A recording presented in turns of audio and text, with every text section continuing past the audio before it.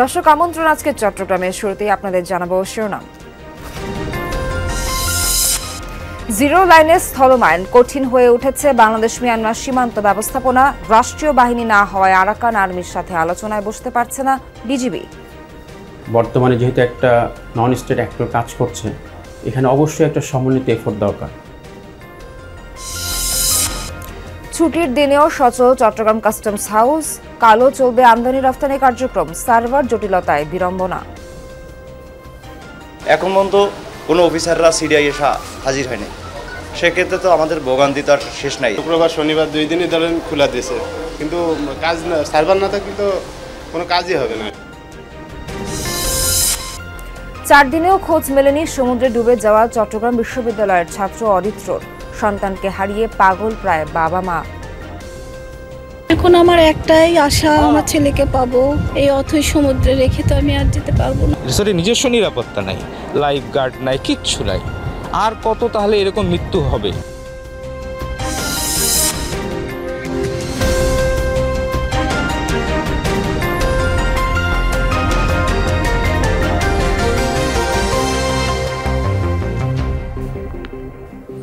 দর্শক এতক্ষণ শিরোনাম দেখছিলেন, পুরো খবর জানাতে সঙ্গে আছি আমি নাবিলা সোহার।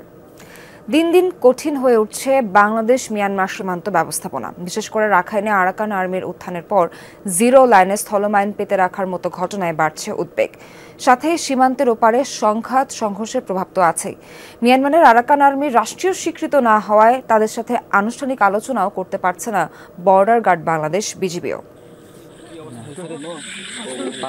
বান্দরবানের নাইখাংছড়ির তুমরু সীমান্ত ২৬ জুনের ঘটনা। জিরো লাইনের আশেপাশেই গরু চড়াচ্ছিলেন ইউনুস। হঠাৎ স্থল মাইন বিস্ফোরণ, সাথে সাথে উড়ে যায় তার একটি পা। এর 2 দিন আগে ২৪ জুনও স্থল মাইন বিস্ফোরণে পা হারান আরেকজন। স্থানীয়দের দাবি, গত 6 মাসে 50টির মতো মাইন বিস্ফোরণের ঘটনা ঘটেছে বাংলাদেশ মিয়ানমার সীমান্তে।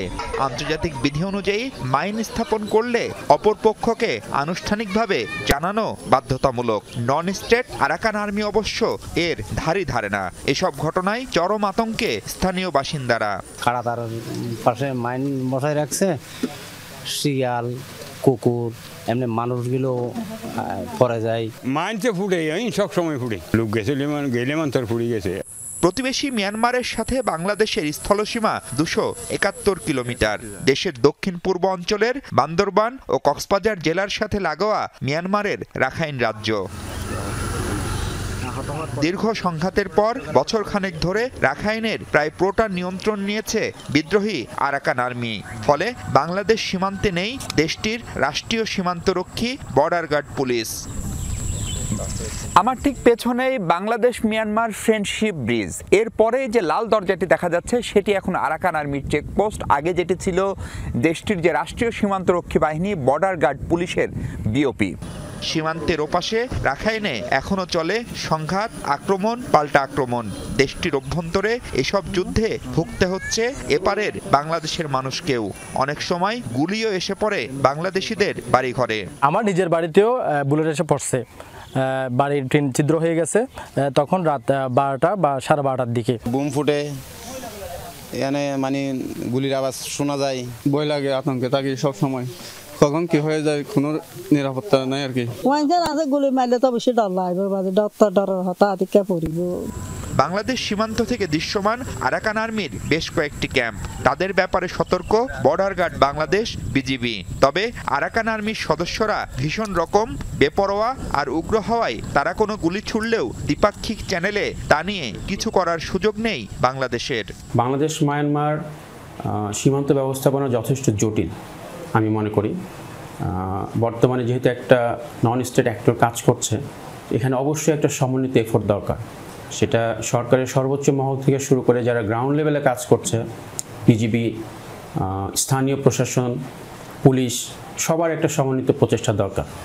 রোহিঙ্গা সংকট আর ভূরাজনীতির জটিল সমীকরণে বাংলাদেশ মিয়ানমার সীমান্তের গুরুত্ব অনেক। তাই কৌশলগত এই অঞ্চল নিয়ে সরকারের সমন্বিত উদ্যোগ নেয়ার তাগিদ দিচ্ছেন অনেকেই। প্রতিবেশী মায়ানমারের রাখাইন রাজ্যে বিশেষ করে আরাকান আর্মির উত্থানের পর সীমান্ত ব্যবস্থাপনা অনেকখানি কঠিন হয়ে পড়েছে। ফলে ওপাশে যে ধরনের অস্থিরতা, বোমাবর্ষণ, গুলিবর্ষণ কিংবা মাইন বিস্ফোরণ তার প্রত্যক্ষ প্রভাব পড়ছে বাংলাদেশের এই অংশের মানুষের উপর। আর তাই এই সীমান্ত ব্যবস্থাপনায় কি করা যায় মিয়ানমারের সাথে সেটি সম্ভবত নতুন করে ভাবতে হবে বাংলাদেশকে। মাহফুজ মিশু, যমুনা নিউজ, নাইখংছড়ি, বান্দরবন। ভয়াবহ আগুনে পুড়ল চট্টগ্রাম কর্ণফুলী ইপিজেডের একটি ফোম কারখানা। দুপুরে ইপিজেডের জান্ট ফোম কারখানায় আগুনের সূত্রপাত দাহ্য পদার্থ হওয়ায় দ্রুতই পুরো কারখানায় আগুন ছড়িয়ে পড়ে। পুড়ে যায় ভেতরে থাকা বিপুল পরিমাণ ফোম ও কেমিক্যাল। খবর পেয়ে ঘটনাস্থলে যায় ফায়ার সার্ভিস, নৌবাহিনী ও সেনাবাহিনীর 15টি ইউনিট। প্রায় 1.5 ঘন্টার চেষ্টায় আগুন নিয়ন্ত্রণে আসে। আগুনে ক্ষয়ক্ষতির পরিমাণ এখনও নিরূপণ করা যায়নি। গেল কয়েকদিন আন্তঃবাণিজ্যের তথ্য ও শুল্কের হিসাব রাখার মাধ্যমে আসাইকুডা ওয়ার্ল্ড সিস্টেমের ধীর গতিতে চালান ছাড়ের প্রক্রিয়া কিছুটা বাধাগ্রস্ত হয়। এমন প্রেক্ষাপটে ছুটির দিনে সব কাস্টম হাউস খোলা রাখছে এনবিআর। কিন্তু চট্টগ্রাম কাস্টম হাউসে কর্মকর্তাদের বিলম্বে উপস্থিতি এবং সার্ভার জটিলতায় বিড়ম্বনায় পড়েছেন সেবাগ্রহীতারাও। চট্টগ্রাম কাস্টমস হাউসে শুল্কায়ন বিভাগের চিত্র এটি। সকাল থেকেই সেবার প্রার্থীদের ভিড়, তবে নির্ধারিত সময়েও অনুপস্থিত অনেক কর্মকর্তা কর্মচারী। আমদানি রপ্তানি বাণিজ্য সচল রাখতে সাপ্তাহিক ছুটির দিনেও চট্টগ্রাম সহ দেশের অন্যান্য কাস্টমস হাউস খোলা রেখেছে এনবিআর। তবে কর্মকর্তাদের অনুপস্থিতিতে ভোগান্তিতে পড়েন সেবার প্রার্থীরা। কাজ হচ্ছে কই, সারা তো নাই, সারা তো সিটে নাই। আমরা আসছি, সারা সব সিট খালি, সারা তো এখন আসাও নেই। এখন পর্যন্ত কোনো অফিসাররা সিডিআই এসে হাজির হয়নি। সেক্ষেত্রে তো আমাদের ভোগান্তি তো আর শেষ নাই। কেউ আসেও না। আজকে সকালে আমরা আসছি, উপরে যে আমাদের অফিসার আসে যারা, তারা তো এসে মনিটরিংও করে নাই যে এখানে কাজ চলতেছে কিনা। দুর্ভোগ আরও বাড়ায় সার্ভার জটিলতা। ম্যানুয়ালি আউটপাস নথিপত্রের কার্যক্রম চললেও আসাইকুডা ওয়ার্ল্ড সিস্টেমের ধীরগতির কারণে অনলাইনে বিল অফ এন্ট্রি দাখিল ও শুল্কায়ন করা যায়নি। ফলে বাধাগ্রস্ত হয় পণ্য চালান ছাড় প্রক্রিয়া। সারাদিন সার্ভার থাকে না, 6টার পরে যাও সার্ভার আসে, তখন সারাটা দিন একটা লোক বসে থাকে। আমাদেরকে এইভাবে বলি দেখ যে 6টার পরে সার্ভার আসবে, আপনারা 6টার পরে আসেন। শুক্রবার শনিবার 2 দিনই ধরেন খোলা দিয়েছে, কিন্তু কাজ না, সার্ভার না থাকলে তো কোনো কাজই হবে না। আসলে খোলা রাখা হয়েছে কিন্তু কার্যক্রম কিন্তু চলতেছে না। সার্ভারের কার্যক্রম কিন্তু টোটালি এখনো ক্লিয়ার না। এদিকে সম্প্রতি কলম বিরতি, সার্ভার জটিলতা সহ একের পর এক সমস্যায় আটকা পড়ছে আমদানি রফতানি চালান। নির্ধারিত সময়ের চেয়ে বেশি সময় পণ্যবাহী কন্টেনার রাখার ফলে আমদানিকারকদের গুনতে হচ্ছে 4 গুণ বেশি জরিমানা। হঠাৎ করে হচ্ছে সেটা না, এটা কন্টিনিউয়াসলি, এটা সারাদিনের মধ্যে অনেক সময় 2 ঘন্টা থাকে না, অনেক সময় হোল্ডে থাকে না। আমদানি রপ্তানি ক্ষেত্রে তো সমস্যা হচ্ছেই। আমরা ক্ষতিগ্রস্ত মানে আমাদের ইম্পোর্টার এক্সপোর্টার সবাই ক্ষতিগ্রস্ত হচ্ছে। তবে সমস্যার সমাধানে দ্রুত ব্যবস্থা গ্রহণের আশ্বাস চট্টগ্রাম কাস্টমস হাউস কর্তৃপক্ষের। এনবিআরকে জানিয়েছি আনটার্ডের যে এক্সপার্ট আছেন তাদের সঙ্গে ব্যক্তিগতভাবে বা তাদের সঙ্গে যোগাযোগ করে তাদেরকে এখানে আনা যায় কিনা এই প্রবলেমটা সলভ করার জন্য। সো আমাদের এই কার্যক্রমটা আসলে চলমান রয়েছে। এনবিআর এর সঙ্গে আমাদের প্রতি মুহূর্তে এটা নিয়ে আলাপ আলোচনা চলছে। জোবায়েত ইবনে শাহাদাত, যমুনা নিউজ, চট্টগ্রাম। নিখোঁজ হওয়ার 4 দিন পরও খোঁজ মেলেনি চট্টগ্রাম বিশ্ববিদ্যালয়ের শিক্ষার্থী অরিত্র হাসানের। জীবিত উদ্ধার না হলেও অন্তত মরদেহটি যেন পাওয়া যায় সেই আশায় প্রতিদিন সৈকতে খুঁজে বেড়াচ্ছেন স্বজনরা। উদ্ধার তৎপরতা অব্যাহত রেখেছে প্রশাসন। স্রোতের টানে হারিয়ে গেছে বুকের মানিক। একমাত্র সন্তানের খোঁজে সমুদ্র সৈকতে পাগলের মতো ঘুরছেন মা জেসমিন খানম। কেঁদে কেঁদে পাথরপ্রায় বাবা আমিনুল ইসলামের নিষ্পলক চোখও সর্বনাশা ঢেউয়ের দিকে। এখন আমার একটাই আশা, আমার ছেলেকে পাবো। এই অথৈ সমুদ্রে রেখে তো আমি আর যেতে পারবো না। আমার ছেলেকে রেখে আমি বাসায় একটা মুহূর্তও থাকতে পারবো না। তাহলে রিসোর্ট হলো, রিসোর্টের নিরাপত্তা নাই, রিসোর্টের নিজস্ব নিরাপত্তা নাই, লাইফ গার্ড নাই, কিচ্ছু নাই। আর কত তাহলে এরকম মৃত্যু হবে? 4 দিন আগে বন্ধুদের সাথে সমুদ্র স্নানে গিয়ে নিখোঁজ হন চট্টগ্রাম বিশ্ববিদ্যালয়ের উন্নয়ন অধ্যয়ন বিভাগের শিক্ষার্থী অরিত্র হাসান। জীবিত উদ্ধারের আশা না থাকলেও অন্তত মরদেহটি যেন পাওয়া যায় সেই আশায় প্রতিদিন বিভিন্ন পয়েন্টে হন্যে হয়ে খুঁজে বেড়াচ্ছেন স্বজনরা। আজকে 4 দিন হয়ে গেল, আমরা তো এখন অরিত্রকে পেলাম না। এটা আমাদের দুঃখ। যে কোনো অবস্থাতেই আমরা ছেলেটাকে একটা বডি চাই। আমরা বডি ছাড়া এখান থেকে আমরা কক্সবাজার থেকে যাচ্ছি না। অরিত্রের খোঁজে উদ্ধার তৎপরতা অব্যাহত রেখেছে tourist police, fire service, coastguard ও লাইফগার্ড কর্মীরা। মরদেহটি যাতে খুঁজে পাওয়া যায় এবং পরিবারের কাছে ফিরিয়ে দেবে সেই চেষ্টা আমাদের অব্যাহত রয়েছে। আমরা আশা করছি হয়তোবা আজকে সন্ধ্যায় জোয়ারে হয়তোবা পেতে পারি।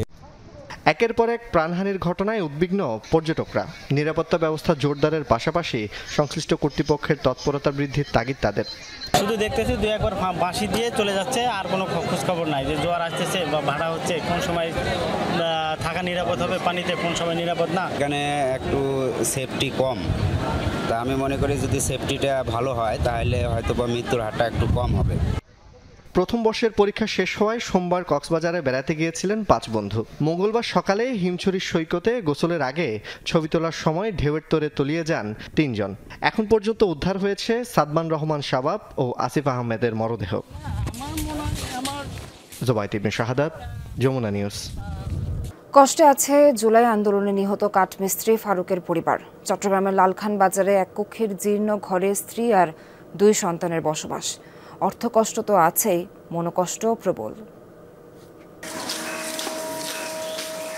লালখান বাজার টাঙ্কির পাহাড়ে সিটি কর্পোরেশন কলোনির সরু এই গলি পেরিয়ে এক কক্ষের ছোট্ট ঘরে 2 সন্তানকে নিয়ে বসবাস করেন ফারুকের স্ত্রী।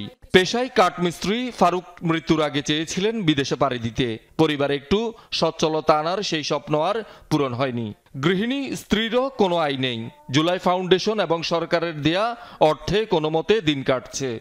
হাজবেন্ড থাকলে একটা কুড়ের ঘরে থাকলো শান্তি, এখন যে আমার হাজবেন্ড নাই বা আমার যদি আমাকে বিল্ডিংও হয়, আমার তো শান্তি লাগতেছে না। আমার ছেলে মেয়ের জীবনটা অন্ধকার হয়ে গেল। এখন তাদের পড়ালেখা খরচ, সবকিছু দায়িত্ব একটা বাবা নিতে অনেক কষ্ট হয়ে যায়। 2024 সালের 16 জুলাই দুপুরে হোটেলে ভাত খেয়ে শোলক বহরে ফার্নিচার দোকানে কর্মস্থলে ফিরছিলেন ফারুক। বৈষম্য বিরোধী ছাত্র আন্দোলনে তখন উত্তাল মুরাদপুর। এক পর্যায়ে গুলিবিদ্ধ হয়ে ঘণ্টাখানেক রাস্তায় পড়েছিলেন ফারুক। আন্দোলনকারী 2 তরুণ তাকে উদ্ধার করলেও পথে পথে তৎকালীন সরকার দলীয় নেতাকর্মীদের ভয়ে বহদ্দারহাট বাস টার্মিনাল ঘুরে হাসপাতালে পৌঁছাতে লাগে আরও 1 ঘন্টা। সময় মতো চিকিৎসা না পেয়ে পথেই মৃত্যুর কোলে ঢলে পড়েন।